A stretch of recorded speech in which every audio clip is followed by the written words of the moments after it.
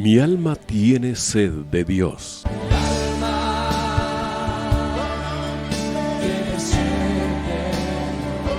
Un espacio que reconforta, alienta y motiva a la luz de la palabra de Dios.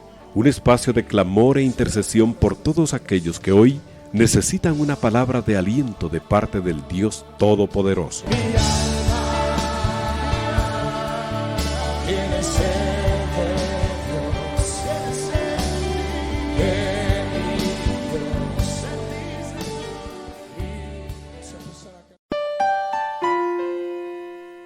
Hermanos, muy buenas noches, que Dios les bendiga. Un gusto poder saludarles y darles la más cordial bienvenida a este su programa de Mi alma tiene sed de este día. Para nosotros es un verdadero privilegio poder estar con usted, acompañándole a través de su radio receptor, a través de la página de internet o a través de las redes sociales durante la jornada laboral, ya sea que usted trabaje de día o comience a trabajar de noche. Gracias por permitirnos acompañarle con una programación que tiene como propósito exaltar el nombre de nuestro Señor Jesucristo. Queremos agradecerles de todo corazón la fineza de su sintonía y el que nos permitan poder reedificar a través de la palabra, la alabanza, la adoración, los momentos de oración, la vida de ustedes y la nuestra, y que juntos podamos ser esa congregación que el Señor anhela y desea que seamos sobre esta tierra. Hemos estado platicando, amados hermanos, durante varios programas sobre el tema del regreso del Señor, y hemos estado revisándolo, analizándolo, y estamos en este momento leyendo el libro de Apocalipsis. El libro de Apocalipsis es un libro, como lo he mencionado con anterioridad, que el Señor Jesucristo escribe. Este es el libro que Él escribe personalmente, utilizando al apóstol Juan. Debemos de empezar a quitarnos de nuestra mente, nuestro corazón, amados hermanos, interpretaciones erradas. Este no es el Apocalipsis de Juan. Es el Apocalipsis o la revelación de Jesucristo, que Él dio, que Jesucristo le dio a Juan, su siervo, para que él lo comunicara a los otros siervos. Entonces, el Apocalipsis, amados hermanos, es el libro que Jesús escribe. Se lo dicta a Juan. Juan está escribiendo, Juan es un escriba, Juan es un reportero, lo he mencionado de esa manera como para que vayamos comprendiendo un poquito el papel de Juan en todo este libro del Apocalipsis. Entonces Juan toma nota, está escribiendo lo que Jesús le dicta, lo que él escribe, también lo que ve, lo que el Señor le muestra a través de las visiones en los cielos y las visiones en la tierra, y los eventos que muchas veces están sucediendo, a veces simultáneamente, es decir, al mismo tiempo están sucediendo algunos eventos, y Juan nos está escribiendo detalles de uno y de otro, y a veces en esa interacción, amados hermanos, es donde ha habido como que un poco de dificultad a la hora de ordenar el Apocalipsis, pero ya con esta perspectiva tenemos que, sin lugar a dudas, con la ayuda del Espíritu Santo, poderlo ordenar. Eventos subsecuentes, es decir, que uno sucede primero y una vez sucedido sucede el otro. Hay eventos independientes, ¿verdad? No tienen ninguna relación uno con otro. Pueden suceder en el mismo momento, pueden suceder después, pero son eventos independientes. Hay eventos en los cielos, hay eventos en la tierra, hay eventos que implican el mover del cielo en la tierra y repercusiones en la tierra de eventos que suceden en el cielo. Así es como lo hemos estado analizando.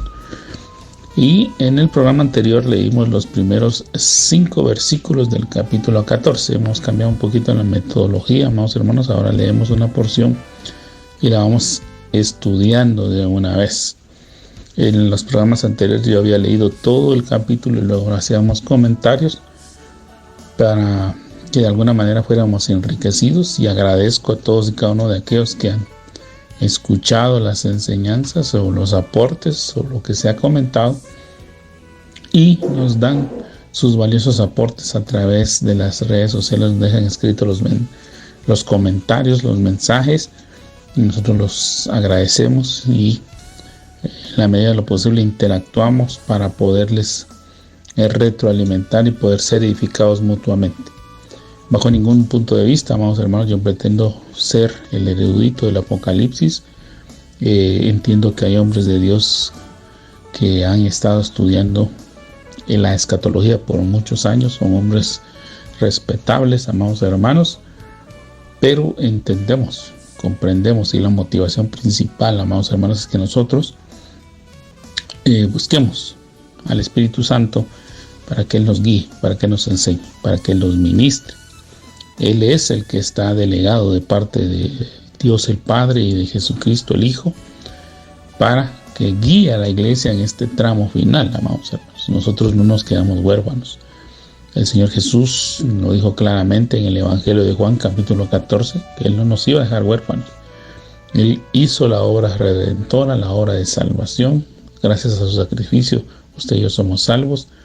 Pero Él tenía que regresar al cielo y dejó al bendito Espíritu Santo, al otro Consolador, al otro Paracletos, para que Él sea el que nos guíe, nos recuerde, nos ministre, nos enseñe todas las palabras, todas las enseñanzas que Jesús dio para que nosotros no desfallezcamos. Él intercede por nosotros, Él nos fortalece.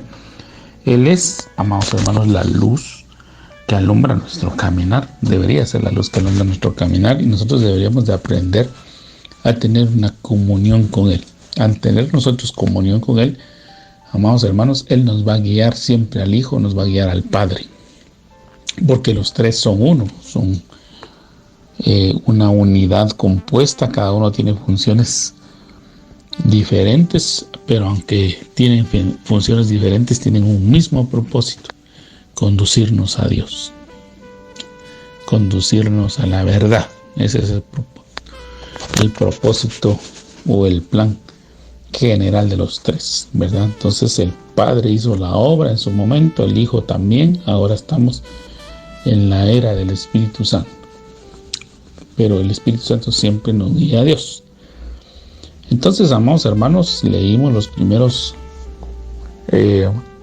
5 versos del capítulo 14, y como le comenté, amados hermanos, este es uno de los ejemplos que nosotros vemos de los eventos simultáneos, o de eventos que a veces se interponen o que tal vez llamaron la atención de Juan. Juan estaba viendo un evento y de repente sucedió otro que le quitó la atención o le cortó la atención sobre el que estaba visualizando. Describe el evento que ve y luego retoma lo que venía hablando. Y mencionábamos que en los primeros 5 versos se habla de los 144,000 que aparecen en el capítulo 7. Bueno, eso ya lo platicamos, y ahora vamos a continuar en el verso 6. Vamos a leer otra porción, y dice la escritura de la siguiente forma: vi volar, verso 6 del capítulo 14 de Apocalipsis, vi volar en medio del cielo a otro ángel que tenía el evangelio eterno para predicarlo a los moradores de la tierra, a toda nación, tribu, lengua y pueblo, diciendo a gran voz: temed a Dios y dadle gloria, porque la hora de su juicio ha llegado, y adorad a aquel que hizo el cielo y la tierra, el mar y las fuentes de las aguas. Otro ángel le siguió diciendo: ha caído Babilonia, una gran ciudad, porque ha hecho beber a todas las naciones del vino del furor de su fornicación. Y el tercer ángel lo siguió diciendo a gran voz: si alguno adora a la bestia y a su imagen y recibe la marca en su frente o en su mano, él también beberá del vino de la ira de Dios, que ha sido vaciado puro en el cáliz de su ira, y será atormentado con fuego y azufre delante de los santos ángeles y del Cordero. Y el humo de su tormento sube por los siglos de los siglos, y no tienen reposo de día ni de noche los que adoran a la bestia y a su imagen, ni nadie que reciba la marca de su nombre. Vamos a hacer una pausa ahí, amados hermanos.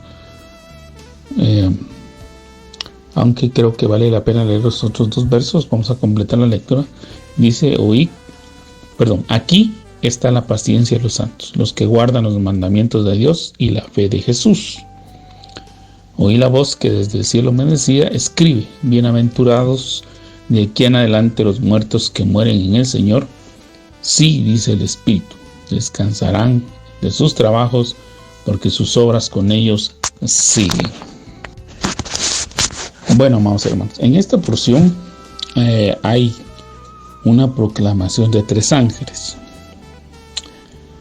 La primera, como lo leímos en el verso 6 y verso 7, dice que vio volar por en medio del cielo a otro ángel que tenía el evangelio eterno. El evangelio, amados hermanos, son las buenas nuevas. El evangelio es lo que la iglesia debe de estar proclamando. O sea, nosotros, como lo he mencionado en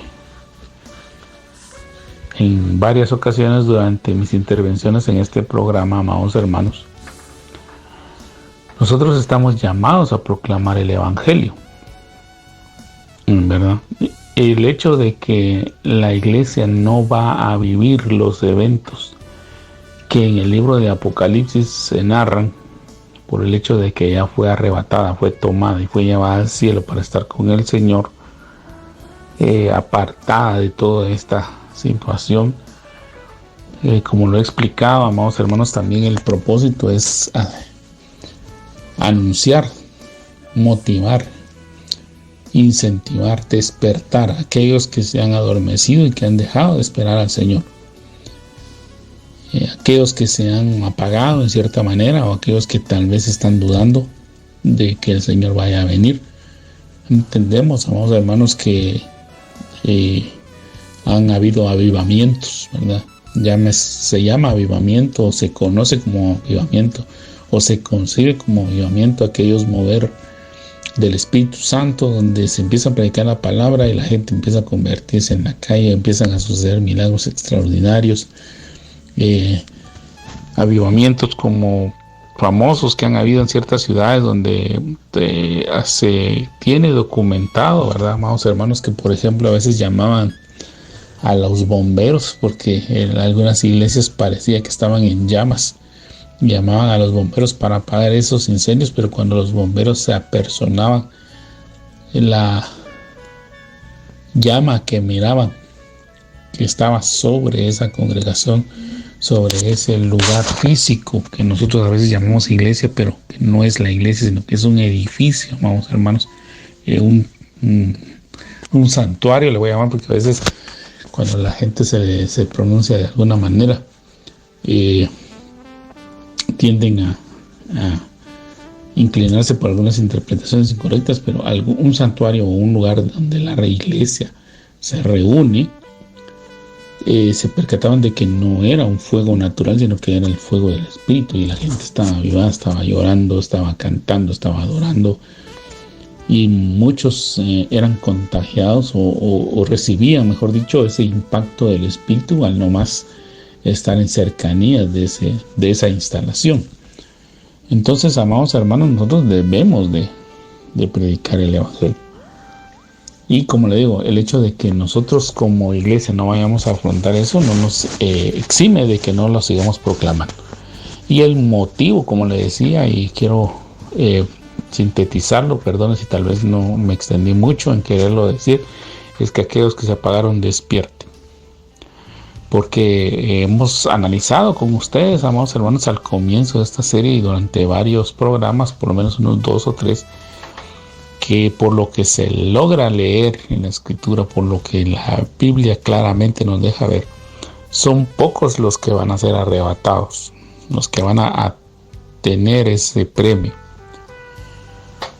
Porque el arrebatamiento es un premio, amados hermanos, es un galardón que se le da a aquellos que se consagran, los que se someten, los que obedecen, los que deciden verdaderamente comprometerse con Dios. No es para la gran mayoría, no es para aquel que solamente se dice ser cristiano. no solo es para aquel que se dice ser evangélico. Y precisamente hoy, amados hermanos, que antes de poder estar aquí con ustedes, estaba escuchando una enseñanza de hace algunos años atrás, de algunos hombres que han tenido esa bendición de estudiar y profundizar adecuadamente en el estudio de los idiomas en los que se escribió la Biblia, y él nos mencionaba con bastante conocimiento, bastante propiedad, que el pasaje de Romanos capítulo 10, donde se nos insta que debemos de confesar al Señor como Señor y Salvador, debemos de confesarlo, ¿verdad?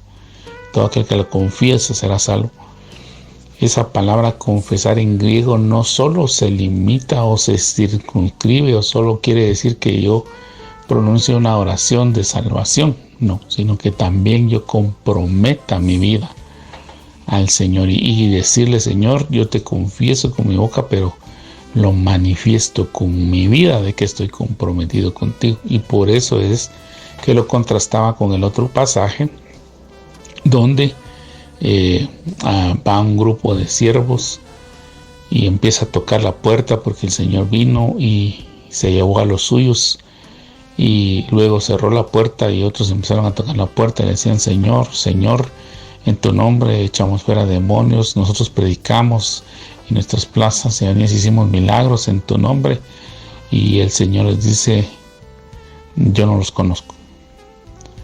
Porque precisamente son aquellos que muchas veces solo dicen ser cristianos, es decir, confiesan solamente con su lengua, con su boca, se llenan la boca pues de decir que son cristianos o que son creyentes o que son siervos de Dios, que son hijos de Dios, pero no lo viven, es decir, sus hechos no reflejan lo que predican, sus hechos no reflejan lo que deberían de ser.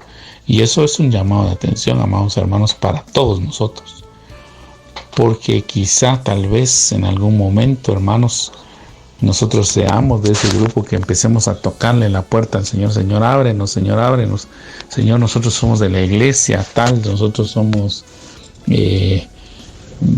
perdona si voy no me estoy burlando, pero si voy a empezar a decir algunas cosas: Señor, pero yo soy discipulador de tal lugar, yo soy evangelizador en tal lugar, yo soy ayuda del pastor fulano, yo soy copastor de tal misión, yo evangelicé en tal parte, yo hice esto, pero el Señor no nos va a permitir entrar por eso, sino nos va a decir que nuestra vida en ningún momento reflejó lo que deberíamos de ser. Entonces, amados hermanos, es esta enseñanza la que nos debe mover el corazón. Cada vez que nosotros tenemos una enseñanza, sea cual fuera, hermanos, no solo necesariamente porque yo esté enseñando en esta hora, sino de cualquier ministro, nosotros debemos de preguntarnos: ¿qué hay para mí? ¿Qué es lo que Dios me está diciendo a mí? No ser como distribuidores, amados hermanos, que a veces escuchamos un mensaje y decimos: este es para mi suegro, este es para mi suegra, este es para mi hermano, este es para mi hermana, este es para mi esposa, este es para mi hijo, este es para mi jefe, y el mensaje es para todo el mundo menos para mí. Y déjeme decirle, amados hermanos, que el Señor le habla a usted. Cuando usted va a una congregación, el día que usted pueda ir, si usted va a los 5 servicios que se llevan durante la semana, o 6, dependiendo de la cantidad que pueda tener una congregación, o solamente al servicio que los domingos la congregación pueda brindar.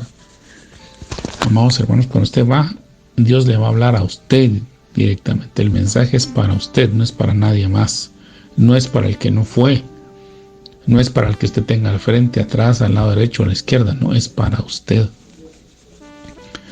Nosotros no podemos vivir toda la vida evadiendo los mensajes que Dios nos da. Entonces, esta es la intención de que nuestro corazón sea movido. Que no nos olvidemos, amados hermanos, que hay un destino eterno en Dios. Y este mensaje que está aquí, que es el que estamos leyendo, es el que nos habla de ello. El Evangelio son buenas nuevas. Y se nos habla que es una buena nueva eterna, porque el que promulga el Evangelio, amados hermanos, es Dios, y Dios es eterno. La palabra de Dios es eterna, y por eso nosotros tenemos una gran bendición de tener por escrito mucha de la palabra que Dios dio en su momento, que ha sido preservada por muchos siglos para que hoy llegue a nuestras manos. Y hoy, amados hermanos, ha avanzado tanto la tecnología que ya no solo la tenemos en papel, si es que usted tiene la bendición y la dicha de tener una Biblia impresa, cuídela, presérvela, guárdela, aliméntese, léala, estudie, medítela, en la medida de que el Señor le siga bendiciendo, adquiera más, léalas, profundícelas, estudielas. Pero ahora tenemos también la bendición de tenerla en dispositivos electrónicos, y la podemos escuchar inclusive en muchos lugares que tenemos ahora la posibilidad de escuchar, de utilizar el celular también como un reproductor de música portátil, que podemos ponerle en nuestros audífonos y escuchar el reproducir de la Biblia, de los mensajes, etcétera. Tenemos esa bendición. Entonces, amados hermanos, el Evangelio tiene que ser predicado. Aún en tiempo de dificultad, el Evangelio va a seguir siendo predicado, amados hermanos. Entendemos que aquí, amados hermanos, lo que se está dando a entender a toda la gente que aún se quedó en este mundo es de que Dios cumplió su palabra. La cumplió. Y el Evangelio, amados hermanos, debe ser predicado a toda nación, tribu, lengua y pueblo. ¿Y cuál es el propósito del Evangelio? Pues el propósito del Evangelio es que nosotros seamos salvos. Y aquí lo resume de la siguiente manera: temed a Dios y dadle gloria, porque la hora de su juicio ha llegado, y adorad a aquel que hizo el cielo y la tierra, el mar y las fuentes de las aguas. Entonces, amados hermanos, el temor de Jehová es el principio de la sabiduría, nos enseña el libro de Job, el libro de Proverbios. Ahí se nos menciona que el principio de la sabiduría es el temor a Jehová. Obviamente el temor a Jehová nos hace sabios, pero también, amados hermanos, debemos de temer a Jehová, porque Jehová, nuestro Dios, el Dios todopoderoso, el Dios viviente, pues también es un fuego consumidor, amados hermanos. También Él ejecuta juicios, y precisamente el Evangelio, amados hermanos, incluye el hecho de que Dios va a juzgar, que el Señor va a ejecutar juicios sobre la tierra, sobre la humanidad, sobre todos aquellos hechos que son merecedores de alguna condena. Recordemos que toda conducta delictiva, amados hermanos, como se menciona en la jerga jurídica, es sujeta a una sanción por parte del sistema que administra justicia. Puede ser una sanción civil, sanción tipificada en lo civil, o una sanción tipificada en lo penal, que puede afectar lo económico o la libertad de la locomoción por cierto tiempo o por un tiempo prolongado, y la inhabilitación de la persona, de los derechos de la persona, del ejercicio de los derechos que la persona tiene como una persona libre. Entonces, amados hermanos, Dios ha establecido sus principios, y debemos de temer a Dios y darle gloria. ¿Por qué? Porque sabemos que el Señor, en primera instancia, por ejemplo, cumplió su palabra, la palabra que Él dio de salvar a la humanidad a través del sacrificio de Jesús. Luego, pues debemos darle gloria porque Él, amados hermanos, nos perdonó, nos libró, ha estado dando un tiempo de gracia, un tiempo de favor, pero también ese tiempo de favor, de gracia, va a terminar. Por eso dice aquí que la hora del juicio ha llegado, y el cumplimiento de toda la profecía que Él nos envió a través de los profetas y que ha quedado escrita en la Biblia que nosotros leemos, amados hermanos, se va a cumplir. Entonces nos recuerda aquí que el Señor Dios es el creador.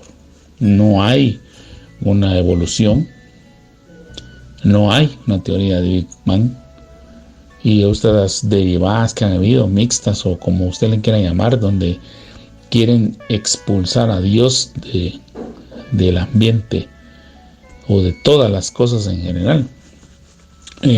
El mover que ha habido y que se ha fortalecido, amados hermanos, desde 1960 a 1950, que tuvo o que tiene, porque se sigue realizando hasta el día de hoy, como objetivo, como fin primordial, que la gente deje de creer en Dios, que la gente considere o se autoproclame Dios, se proclame el centro del universo, que no hay un creador celestial, no hay un ser divino que nos hizo.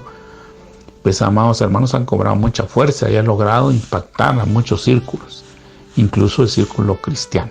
Hay muchos cristianos que lo que han hecho, bueno, yo no podría decir si son cristianos o no, o tal vez se confundieron o fueron engañados. No me atrevería yo a hacer un juicio tan a la ligera, porque desconozco muchas cosas que ellos tal vez han atravesado, pero sí podría decirles, amados hermanos, que hay algunos círculos cristianos donde se está utilizando el nombre de Dios, que se han puesto el título de que son cristianos, pero lo que menos hay ahí es mover de Dios.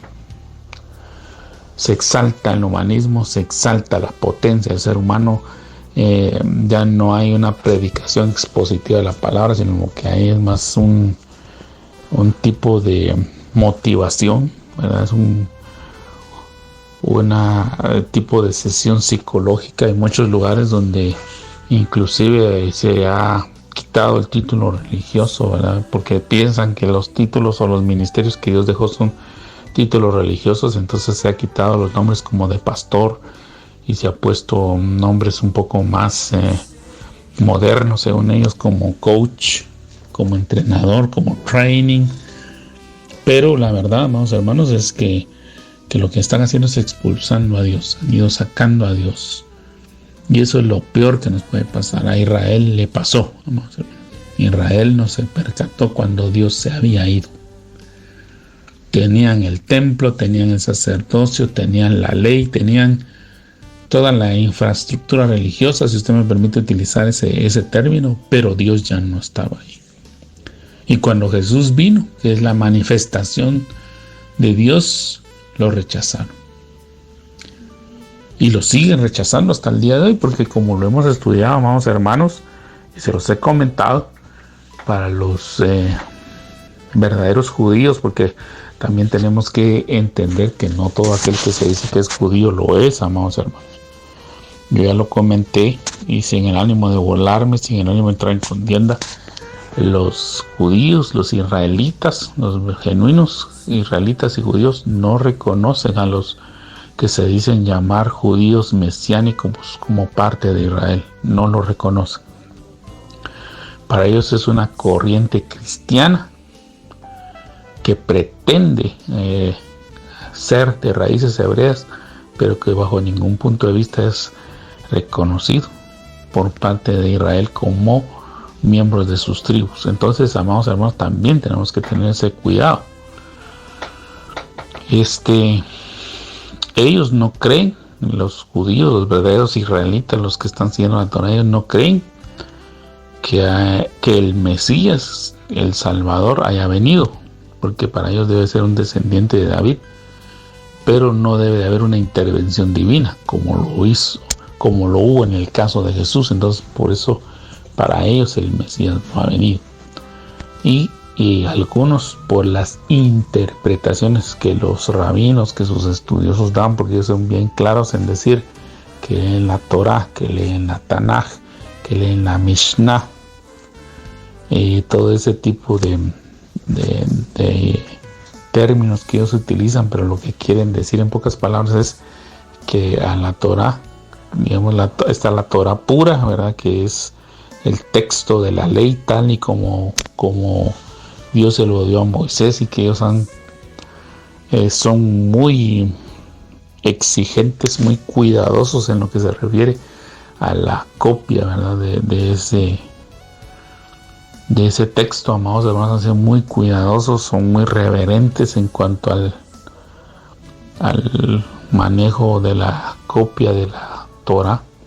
Cualquier rollo que tenga errores o que tenga muchas imperfecciones, ellos lo destruyen inmediatamente, porque ellos no van a permitir que la Torah, que la ley de Dios se manipule o se tergiverse o se dañe o salga una copia como no es. Por eso es que hay confiabilidad en cuanto a lo que el Antiguo Testamento se transmite, se ha escrito y se ha traducido. Entonces, amados hermanos, ellos tienen también las interpretaciones de los rabinos, e incluso en los pasajes que nosotros vemos al Mesías, que claramente lo vemos que esa referencia al Hijo de Dios, al siervo que vino a salvarnos, ellos no lo ven ahí. Ellos ven por enseñanza de sus rabinos, de sus maestros, que ahí se habla de Israel, que ahí se habla inclusive de los mismos profetas, y podemos entonces entender por qué ellos no creen que el Mesías ha venido. Y nos ponían un ejemplo hoy de esta misma instrucción que hoy estaba yo escuchando, amados hermanos, y que me ha motivado a compartirles parte de lo que escuché. Fue que los judíos, por esa interpretación que tienen sus rabinos y que se las han transmitido a través de las enseñanzas orales y de las enseñanzas escritas, lo que nosotros llamaríamos los comentarios en las Biblias, ellos son los comentarios de los rabinos. Ellos interpretan a veces que es Israel o que es el profeta, y por eso aquel etíope, usted se recordará en el libro de los Hechos capítulo 8, que Felipe es enviado a llevar el mensaje. Él estaba en Samaria y de repente es arrebatado por el Espíritu, es tomado por el Espíritu y es enviado a otro lugar. Y él dice que se encontró en un desierto. De repente se encontró en un desierto, y en ese instante que él aparece en ese lugar, va pasando un carro donde va un funcionario real, y el Espíritu le da la orden: acércate a ese funcionario, acércate al vehículo que transporta a ese funcionario, es decir, al carruaje. Y él se acercó obedientemente. Felipe era un siervo obediente de Dios, como deberíamos de ser usted y yo, estar atentos a la voz de Dios y ser obedientes, hacerle caso. Él, cuando se acercó, dice que el funcionario etíope iba leyendo una porción de Isaías, que no era fácil de conseguir, amados hermanos, el que contenía un rollo de la Torah, un rollo con las profecías, con los profetas, con los salmos. Era un millonario, hermanos, porque eran carísimos. Todas las copias de la escritura se hacían a mano, obviamente llevaban años de trabajo, años de esfuerzo, de dedicación, de revisión. No crea usted que circulaban solo así. Si nosotros lo pudiéramos ejemplificar en el siglo XXI, si tenía errores ortográficos, esa publicación no salía. Si tenía manchas el texto, no salía, lo destruían, porque la palabra de Dios es infalible, es impecable. Entonces ellos, el que se dedicaba a escribir, a copiar un rollo de la escritura, de la Torá, de los primeros 5 libros, de los libros de Josué, de los profetas, amados hermanos, tenía que ser una persona dedicada, disciplinada, cuidadosa, que se debía de esforzar y esmerar en su trabajo, porque si no te rendía fruto, amados hermanos. Podía pasar años escribiendo, transcribiendo una copia del texto, y por una manchita tal vez para usted, amado hermano, insignificante, para ellos significaba la destrucción de años de trabajo, porque no lo permitían. Ellos no lo permitían. Entonces él le decía que este tío pues iba leyendo, y él iba leyendo la porción donde él decía que como varón de dolores experimentado en sufrimiento era llevado al matadero, y un cordero mudo iba en silencio. Y entonces cuando se acercó Felipe, él pregunta, ¿entiendes lo que lees? Y él dice, ¿y cómo voy a entender si nadie me lo explica? ¿De quién está hablando aquí el profeta? ¿Está hablando de él o está hablando de alguien más? Fíjese la pregunta que hace el etíope.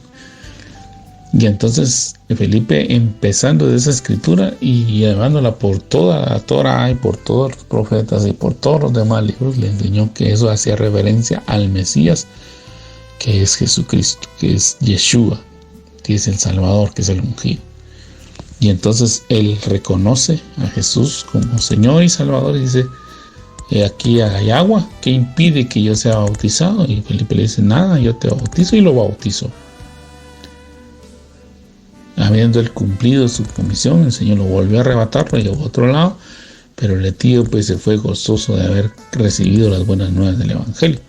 Pero entonces, amados hermanos, vemos ahí que esa mentalidad de que los israelitas piensan que hablan de Israel, que hablan de los profetas o que hablan de alguien menos del Mesías, es algo que ellos ya traen porque se les ha enseñado por tradición. Pero realmente el Evangelio es divino, vamos hermanos, es eterno. Y entonces debemos de tener ese cuidado. Y aquí se nos recuerda que solamente hay un Creador. Y ese Creador desea que conozcamos las buenas nuevas, el Evangelio eterno, y que nosotros meditemos en él. Entonces, amados hermanos, recuerdan eso. Nosotros no debemos de menospreciar el Evangelio, no debemos de menospreciar la Biblia, no debemos de menospreciar las enseñanzas, y no debemos de apartarnos de buscar continuamente la instrucción de Dios. El verso 8 nos habla de otro ángel. Dice que ha caído Babilonia, una gran ciudad, porque ha hecho beber a todas las naciones del vino del furor de su fornicación. Entonces, amados hermanos, para mí, como les repito, ya con este entendimiento que tenemos de que el Apocalipsis no está escrito en un orden cronológico, por todos los motivos que ya les mencioné en la introducción de este programa, y no me voy a extender más en ello. Aquí sabemos que Babilonia, y específicamente el Apocalipsis le dedica cerca de 2 capítulos y medio a Babilonia, y estos aparecen en el capítulo 17, 18, parte del 16, 17 y 18. Entonces aquí estaría Juan observando o una profecía, o que había que reacomodar esta porción de los tres anuncios de los ángeles, porque precisamente las Biblias que están tituladas ponen ahí la proclamación de 3 ángeles. Y Babilonia, se narra la caída de Babilonia en el capítulo, como le digo, parte del 16, 17 y 18 del libro de Apocalipsis, que los vamos a ver más adelante. Entonces, amados hermanos, debemos de saber que Babilonia, pues, algunos estudiosos la han dividido en 7 áreas, ¿verdad? La Babilonia económica, la Babilonia política, la Babilonia religiosa, la Babilonia armamentista o la de los ejércitos, entre otras, ¿verdad? O sea, sí tiene varias aplicaciones, ¿verdad? Tiene varias funciones, o tiene varias incidencias en el mundo, ¿verdad? Pero algunos consideran que el Babilonia, pues, se manifiesta principalmente en un sistema religioso, pero también en la política, en lo militar, en lo social, en la educación, y pues también en todo lo que tiene que ver, amados hermanos, con los vicios, ¿verdad? Hay sistemas económicos que se han desarrollado no en función de beneficiar a la gente, sino en función de beneficiar Babilonia, pero eso ya lo vamos a ver en su momento, ¿verdad? Luego el tercer ángel que está aquí en el verso 9 dice: y el tercer ángel lo siguió, diciendo a gran voz: si alguno adora a la bestia. Aquí nos retrotrae. Recordemos que ya en el capítulo 13, bueno, desde el parte final del 12 y el 13, cuando lo estudiamos, vimos de que ahí aparece el dragón, ¿verdad? Que es la serpiente antigua, el diablo Satanás, La bestia que surge del mar, de la multitud de impíos, de la multitud de naciones, de gente corrupta. La bestia que surge de la tierra, que es llamada posteriormente el falso profeta, ¿verdad? Y que infunde aliento a una imagen, ya todo eso lo explicamos. Dice aquí, en ese capítulo 3, en la parte final se habla de una marca que se va a poner en la frente o en la mano derecha. Ya explicamos parte de eso, siendo lo más puntual posible, amados hermanos, porque entiendo que el capítulo 13 de Apocalipsis, como lo mencioné en ese momento y lo vuelvo a hacer ahora, ha sido uno de los capítulos que más se ha predicado, desde de la marca de la bestia y del famoso 666 se han sacado multitud de predicaciones, multitud de enseñanzas, multitud de teorías, multitud de postulados, algunas afirmaciones que se han hecho con el propósito de guiar y educar al pueblo del Señor. Pero, amados hermanos, sabemos aquí que se le transmitió lo más puntual posible. Espero que usted, si no lo ha escuchado, pues lo busque en nuestro canal de YouTube, lo escuche nuevamente. Lo dividimos en 3 partes y que usted pues tome lo que le funciona o usted haga su propia investigación, su propia profundización de los temas que se hablan en ese capítulo, que sea edificado y que también nos comparta lo que el Señor le haya bendecido, ¿verdad? Porque así es como todos vamos creciendo. Y acá se nos habla nuevamente de que el que adora a la bestia de su imagen y recibe la marca en su frente o en su mano, él también beberá del vino de la ira de Dios. Obviamente, amados hermanos, hablamos de la soberanía de Dios. Sabemos que ahí la obra que el Satanás va a hacer lo está haciendo pues con el permiso de Dios, derivado a que el Satanás, la serpiente antigua, el dragón y las bestias tienen autorización de parte de Dios para enjuiciar al mundo, para enjuiciar a Israel y al mundo, que son los dos grupos que se quedan porque la iglesia ya no está. Y hemos visto, amados hermanos, le he invitado a que por favor usted revise Deuteronomio 28 del verso 15 en adelante y Levítico 26 también del verso 7-8 en adelante hasta el final del capítulo, donde por la desobediencia, por el pecado, por la maldad, por la altivez de la humanidad y del pueblo de Dios específicamente, bueno, y de la humanidad completa, porque la humanidad siempre ha tendido a estar en contra de Dios, el Señor, pues habiendo terminado ya el tiempo de la gracia, el tiempo del arrepentimiento, el tiempo de la oportunidad, como el Señor le llama, el año favorable, habiendo terminado ya el año favorable que se proclamó, entonces, que proclamó el Señor, ¿verdad? Quiero aclarar que es el que proclamó el Señor Jesús, no el que está proclamando ninguna otra persona, vamos hermanos.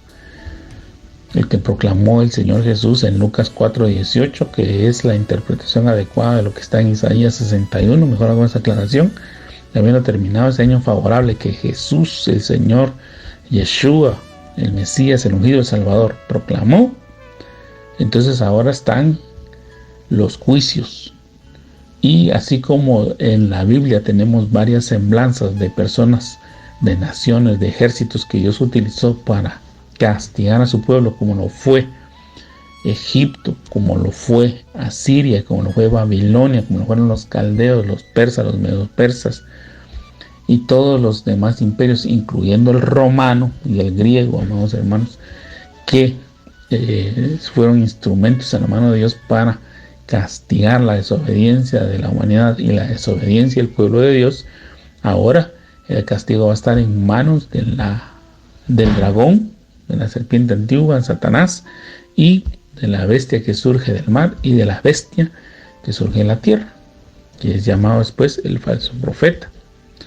Entonces, obviamente ahí van a ser marcados aquellos que no quisieron obedecer. Es como decir que van a recibir el sello del juicio, y aquí que Dios mismo lo manda a confirmar. Dice que el que reciba la marca en la frente o en su mano, él también beberá del vino de la ira de Dios. Pero aclaro, amados hermanos, aquí ya se terminó el tiempo de la gracia. Hoy estamos viendo todavía el tiempo de la gracia, y ese tiempo de la gracia está por terminarse. Por eso yo hago un llamado, amados hermanos, arrepintámonos, afirmémonos. No es tiempo de andar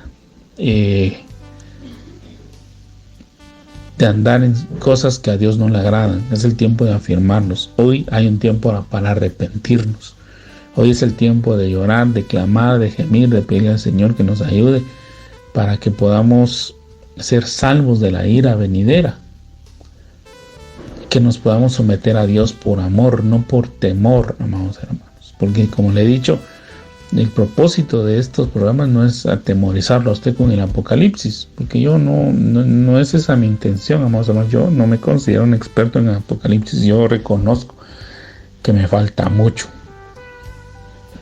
Yo no me puedo comparar con hombres que llevan 30, 40 años estudiando el Apocalipsis, que han escrito libros, que han dado conferencias, porque ahora conferencias les llaman, ya no son predicaciones, ya no son enseñanzas, han dado conferencias, porque si usted les dice predicaciones se ofenden, ¿verdad?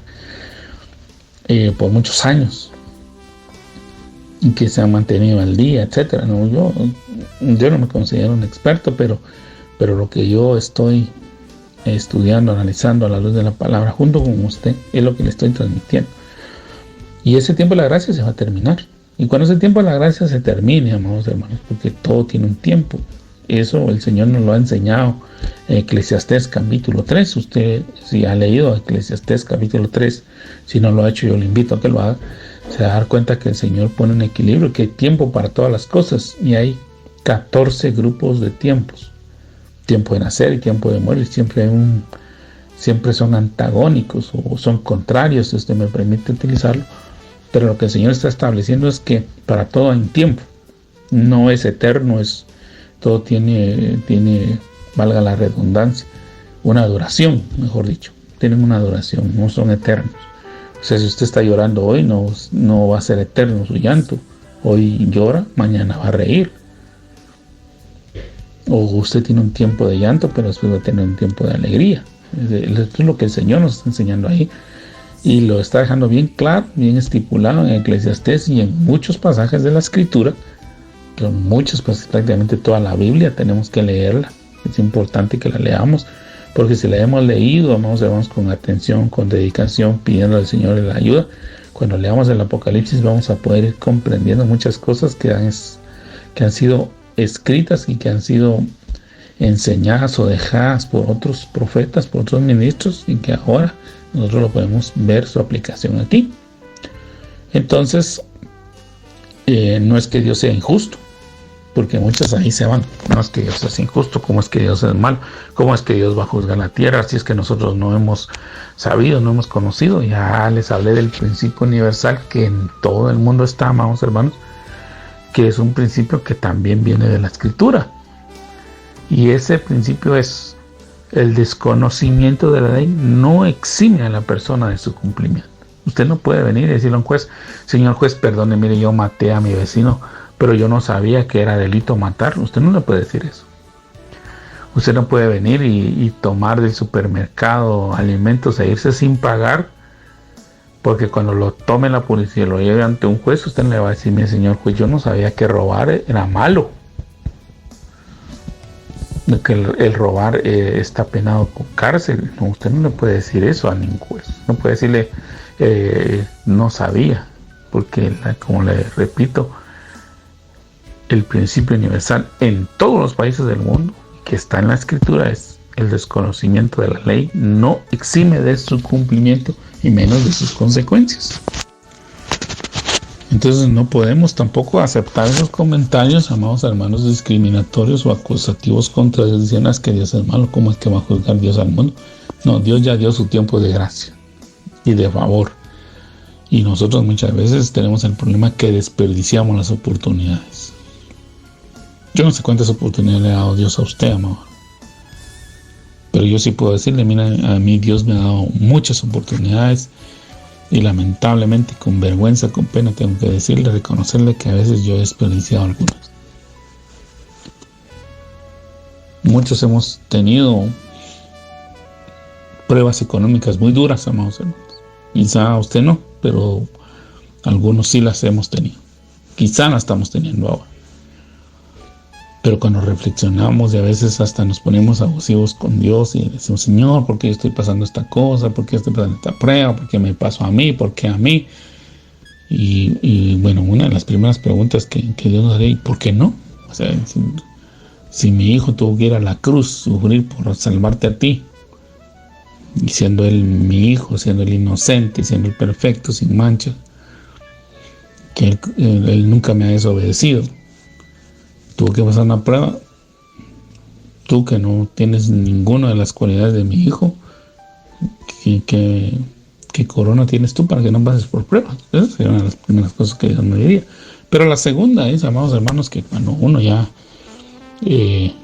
va avanzando con los años, uno se da cuenta y uno reconoce y dice, Señor, perdóname, porque tú me has dado infinidad de oportunidades, me has bendecido, cuánta riqueza ha pasado por mi mano, y yo en lugar de administrarla bien, de ser sabio, de pedirte consejo, de honrarte, de glorificarte, lo desperdicié todo, y ahora que estoy sufriendo las consecuencias de mi mala administración, te quiero echar la culpa a ti. Eso no es justo. Entonces debemos de evitar esos comentarios, porque esta misma situación, estando aquí, Dios da un tiempo de gracia y lo está dando aún hoy. Por eso aprovechémoslo. Pero va a llegar un momento que esto se termina, y entonces obviamente todos los marcados tienen que sufrir ese juicio, amados hermanos. Aquí dice que beberá del vino de la ira de Dios, que ha sido vaciado puro en el cáliz de la ira, y será atormentado en el fuego y en la azufre delante de los santos ángeles. Aquí ya nos está hablando del lago de fuego que ya se ha mencionado y que luego lo vamos a estudiar, donde va a ser arrojado el dragón, la serpiente antigua, el diablo Satanás, la bestia que surge del mar, la bestia que surge de la tierra, que es llamado el falso profeta, y todos los que fueron sellados y todos aquellos que no creyeron ni se comprometieron con Dios. O sea, Dios va a juzgar, amados hermanos, porque si no, no sería Dios. Dios tiene que juzgar y darle a cada uno la retribución que merecen sus acciones. Entonces hay gente que está blasfemando, que está hablando mal de Dios, que insulta a Dios, que sale en la televisión, en la radio, en muchos medios, insultando y faltándole respeto a Dios, amados hermanos. Y a veces nosotros los cristianos nos inmutamos, y a veces hasta somos nosotros los cristianos los que promovemos ese tipo de actitudes o conductas, porque nosotros damos mal testimonio. Va a llegar un momento que ellos también van a ser juzgados. Y aquellos que decimos ser cristianos y no lo somos, y no nos hemos afirmado y no estamos verdaderamente comprometidos con Dios, sino que andamos jugando con Dios, también vamos a ser juzgados. O sea, esto es de reflexión, amados hermanos. No es para acusar a nadie. No es para decir, bueno, yo porque tengo 30 años de estar en tal iglesia y a mí el pastor me abraza y me besa porque sabe que yo estoy ahí cada vez que él predica y él me mira y hasta me he tomado fotos con él. No, no es por eso, amados hermanos. Usted se va a salvar y usted va a estar con el Señor siempre y cuando haya comprometido su vida con Él y le haya servido a Él, lo haya honrado a Él y haya usted vivido una vida de integridad, y que a pesar de las pruebas, de las dificultades, de la lucha, usted se haya permanecido firme, o aún cayéndose, pero diciendo, Señor, no me sueltes, no me dejes, yo quiero estar contigo por la eternidad. Entonces, amados hermanos, ese juicio va a venir. Por eso aquí nos habla una vez más, nos vuelve a incentivar, nos dice, aquí está la paciencia de los santos, los que guardan los mandamientos de Dios y la fe en Jesús.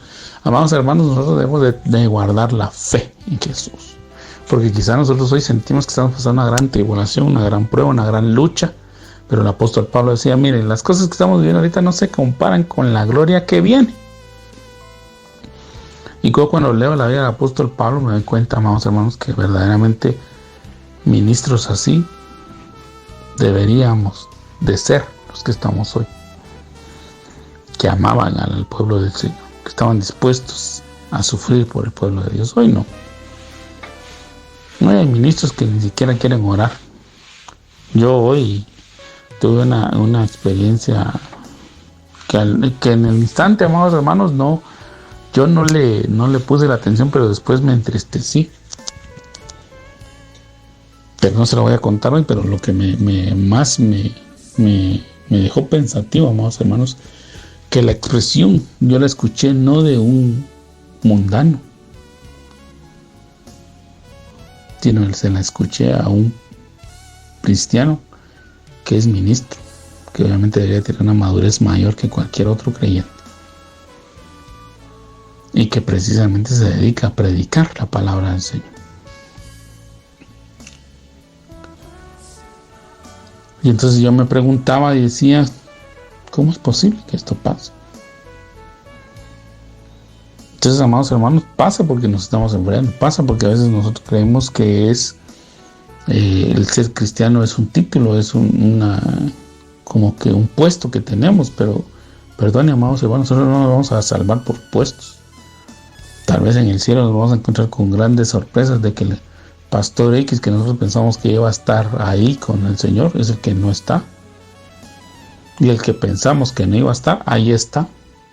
Decía un ministro que ya no está con nosotros, y cuando estemos en el cielo nos vamos a llevar grandes sorpresas. Entonces, amados hermanos, nosotros debemos de tener paciencia y debemos de guardar los mandamientos. Pero aquí guardar, amados hermanos, quitémonos nuestra mente, que es agarrar la Biblia y irla a esconder a un trinchante, o irla a esconder a un ropero, o irla a esconder a un librero, y que no le pegue el sol, ni el aire, ni que nadie nos la robe. No. Guardar significa que atesoremos en nuestro corazón la palabra del Señor y la vivamos.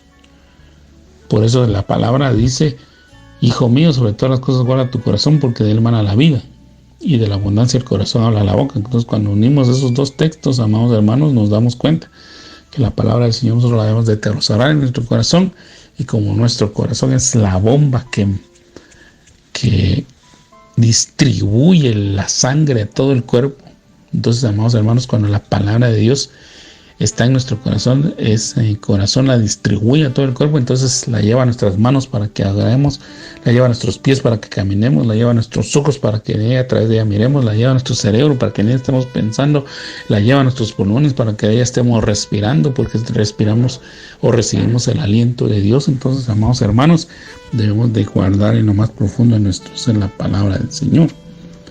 Verso 13 dice: oí una voz del cielo que me decía, escribe. Mire, le están dictando a Juan. Por eso yo le vuelvo a repetir, a Juan le están dictando. No es el Apocalipsis que Juan se inventó, porque algunos se han atrevido a decir que Juan se inventó el Apocalipsis, y no. Aquí estamos leyendo, vamos hermanos, con nuestros propios ojos, que a Juan se lo dictaron, él lo recibió. No es que Juan se desveló o le hicieron mal los plátanos fritos en la noche, o comió muchas salchichas o mucha pizza o demasiada gaseosa, y se indigestó porque se fue a acostar temprano, y derivado de eso tuvo este sueño y nos lo está transmitiendo para que nosotros tengamos miedo y pavor. No, es algo que Dios le dio a él, y aquí él está recibiendo una instrucción de un ángel. Dice una voz desde el cielo, perdón, es una voz del cielo, es la voz de Jesús, porque es Jesús el que está dirigiendo este dictado, amados hermanos, y todo lo que Juan está viendo está ahí, se le está permitiendo ver por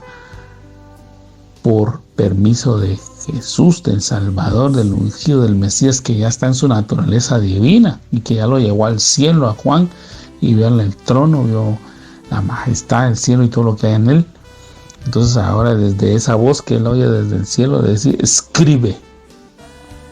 Y aquí viene, amados hermanos, una frase que ya la hemos, si usted va siguiendo conmigo la secuencia o ha leído la escritura, la palabra bienaventurados, ¿dónde aparece? Pues todos la recuerdan del Evangelio de Mateo capítulo 5, porque ahí se habla de las bienaventuranzas. Pero también en los Salmos hay bienaventuranzas, en Isaías hay bienaventuranzas, y en el Apocalipsis también hay bienaventuranzas. Aquí algunos dicen que está la segunda bienaventuranza del Apocalipsis, porque en el Apocalipsis también hay bienaventuranzas. Bienaventurado es el que es 3 veces dichoso, es decir, es plenamente feliz. Y aquí dice: bienaventurados de aquí en adelante los muertos que mueren en el Señor. Sí, dice el Espíritu, descansarán de sus trabajos, porque sus obras con ellos siguen. Entonces, amados hermanos, cuando nosotros hacemos tesoros en los cielos, que es la motivación del Señor, que dijo, hacer tesoros en los cielos, donde la polilla, donde ni la polilla ni todo aquello que pueda corromperlo lo daña. Entonces, amados hermanos, cuando nosotros hemos obrado y hemos hecho tesoros en los cielos, estos se preservan y se guardan. Y nosotros, amados hermanos, si nos toca dormir, no dormimos en vano, porque el Señor nos va a levantar, ¿verdad? Entonces, esta es una esperanza, pues, que obviamente el Señor nos está dando a nosotros los creyentes que estamos leyendo esto, porque sepamos que aunque no vamos a atravesar esta prueba que está aquí en Apocalipsis, quizá tal vez hoy sintamos que estamos pasando por lucha y por prueba, pero sepa que el Señor lo está guardando y lo está protegiendo. Bien, mis amados hermanos, yo les agradezco el favor de su atención. Les ruego con todo mi corazón que oren por mí, ¿verdad? Que oremos por todos los que estamos siguiendo esta serie para que el Señor nos dé luz de la adecuada interpretación que le debemos de dar a este libro. Que no estemos elucubrando ni sacando textos fuera de contexto ni doctrinas cerradas, sino que verdaderamente sea lo que el Espíritu nos dé para edificación de su cuerpo. Y que esto no cause temor ni pavor en la iglesia, sino que afirme nuestra vida, nuestra comunión y nuestro propósito con el Señor. Que Dios le guarde, que Dios le bendiga. Si el Señor lo permite, en otra oportunidad, en otro momento, si el Señor no ha venido, estaremos compartiendo nuevamente con ustedes la palabra del Señor.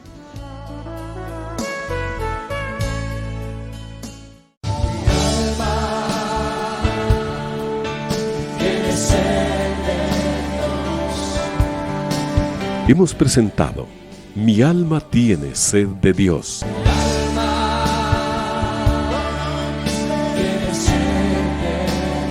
Te invitamos a escuchar nuestra próxima audición cuando nuevamente estaremos delante del Señor exclamando: